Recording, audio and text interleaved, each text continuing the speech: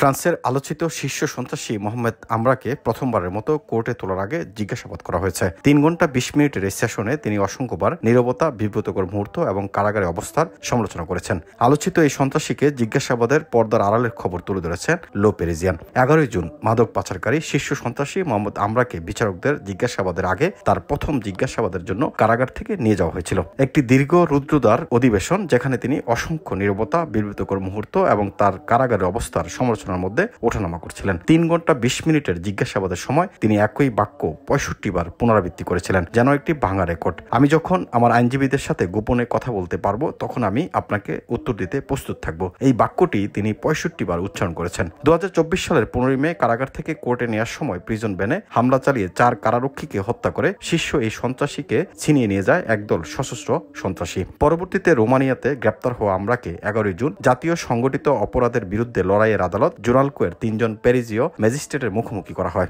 মোহাম্মদ আমরা ছদ্মনাম the fly আদালতে নীরব ছিলেন, নির্দিষ্ট প্রশ্নের উত্তর দিতে অস্বীকৃতি জানিয়েছিলেন। কারাগারে কঠোর নজরদারির কারণে তার আইনজীবীদের সাথে এই শুনানির জন্য প্রস্তুতি নেয়ার অসম্ভবকে আদালতের সামনে তুলে ধরেছেন।